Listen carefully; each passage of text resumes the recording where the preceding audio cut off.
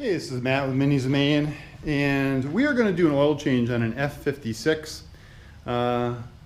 This information will cover pretty much from 2014 up for the F series. This is the 2-liter BMW V48 motor. We're going to do an oil change on this. So you've got your oil filler cap right here, and underneath you can access. So underneath you're going to access your oil drain plug, your oil filter housing, which is different because on the R series cars the oil filter housing is up in this area. So luckily now everything can be done from underneath, which is quite good. There is a large pan underneath, which is kind of a pain in the neck to deal with a little bit, but I'll walk you through what we need to do for that.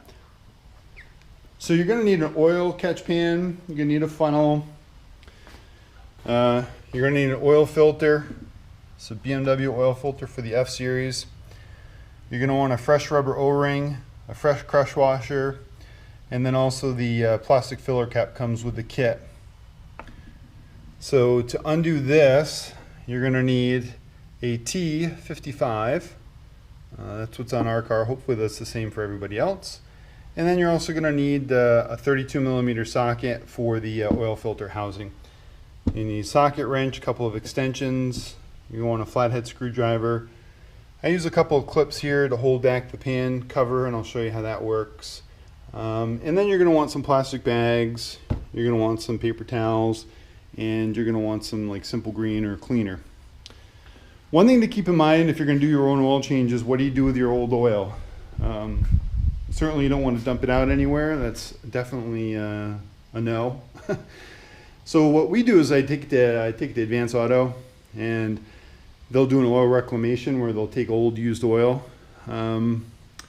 There's a local garage that will take the old filter in a bag, and I can drop that to them as well, so that's disposed of correctly.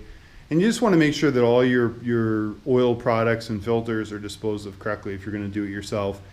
If you can't dispose of stuff, have it done somewhere. And then if you're not sure what to do, definitely take it somewhere and have them do it for you as well. But this is going to do a simple walkthrough of what you're going to need. The other thing you're going to need is you're going to need some oil. So what I use is I use the 5W30. I use Mobil 1 synthetic 5W30. Been using it in all my cars for hundreds of thousands of miles. I got about 225,000 out of an R56. And I also have a special bottle here that's basically 0.5 liter. Because what's going to be required for the Mini, for this car, this B48 motor, is you need 5.25 liters of motor oil. So one of these jugs is about 4.75, so you need another 0.50 liter to add to it. So, and it's pretty straightforward from there. So let's change some oil. Okay, so looking underneath the car, I don't know what the vision's going to be like on this. We got some glare from sun, but basically you've got a trap door here, and you have a trap door here.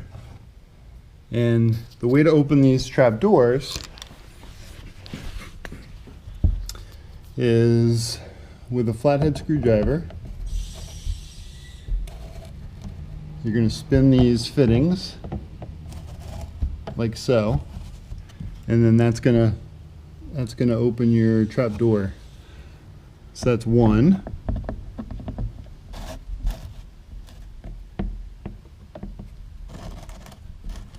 And that's two. Now what I like to do is I like to take these and I use a clip and I just clip them back.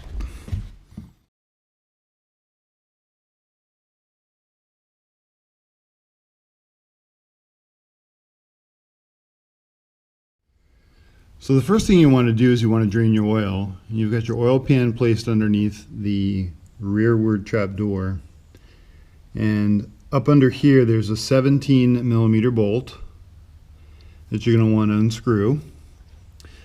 As you unscrew it, you're going to want to have paper towels handy, and you want to have your oil pan positioned Because as soon as you pretty much break it loose and start opening up that plug, you're going to get oil weeping out. So you're going to want to have something handy to clean up with. So that 17 millimeter plug is going to come out. And that is what it looks like. Retightening this back onto the car with a fresh copper washer. Want to make sure you put a fresh washer on. It's only about 16 to 18 pounds of force. So you're going to want a torque wrench handy. You don't want to over tighten it. You don't want to strip it out. You just want to go easy on this. You don't want to reef on it. And then you just refasten it back in once the oil is completely drained. And then once the oil plug is back in place, you're going to want to take the filter out, and we'll cover that in the next steps. Okay, so once the oil is drained, you're going to want to put your oil drain plug back in, and you're going to want to make sure that you use a fresh copper washer. Once the oil plug is fully fastened back, about 16 pound-feet of torque, you're going to then want to go underneath and take out the filter plug. And you're going to want to drain the filter housing before you try and undo the filter housing. And that uses a T55 Torx head, and that's pretty easy to undo. So this is the cartridge assembly removed. The filter cartridge is up here. You've got the rubber O-ring that'll need to be replaced. You're going to temporarily put this plug back in to unscrew this. This is a 32 millimeter socket. When you refasten this together, this just snaps out. The filter just snaps out, snaps back in. Put the rubber O-ring on with a little bit of fresh oil. Make sure that the drain plug is put back in the filter housing at about 5 to 6 pound-feet of torque. So not a lot. And then this entire housing goes back in. You're going to push it on. It's a little bit of force to get this on in place. It'll snap on the tube inside the housing. Once it's in place, you'll feel it. It's very easy to screw in a bit until you get to the rubber O-ring, and then it'll pick up some tension. You just want to be careful not to cross thread these. It should go in very smoothly with not a lot of force, right up to the point where you snug it to about 18 pound-feet of torque.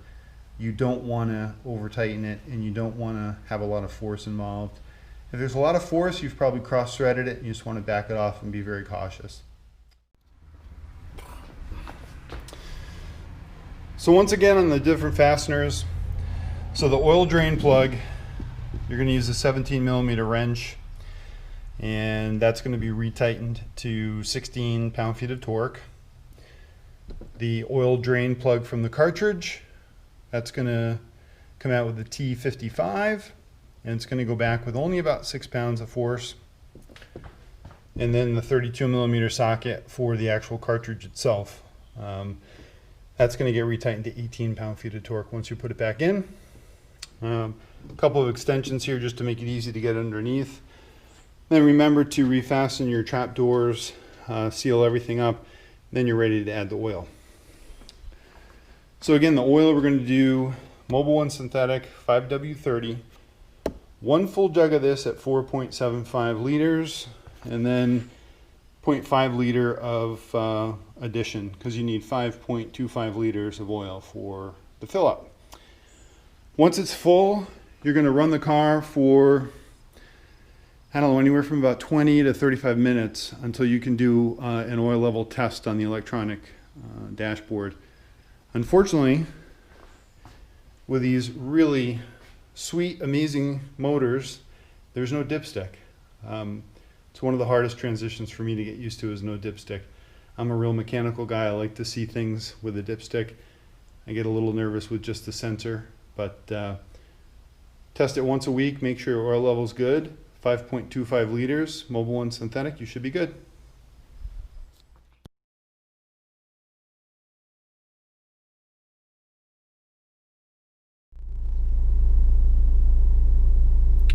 So once you've changed your oil, you're going to want to just go for about 20-minute, 30-minute drive.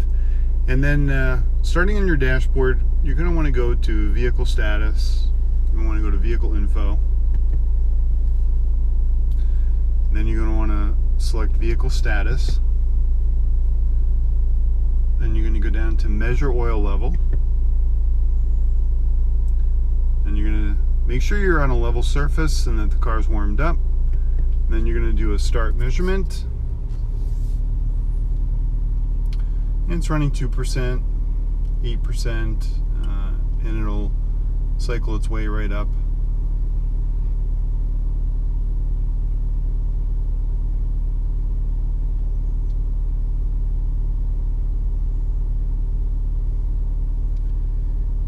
Takes a few minutes just to go through.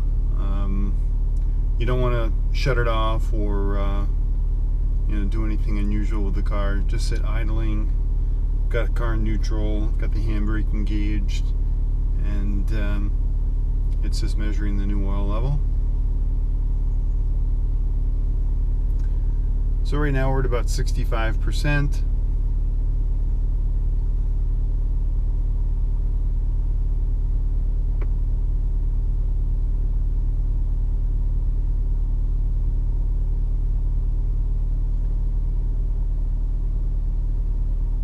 So it just ticked 90%.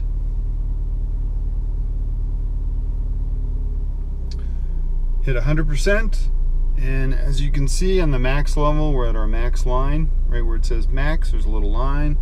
Engine oil level is okay, and you're good to go.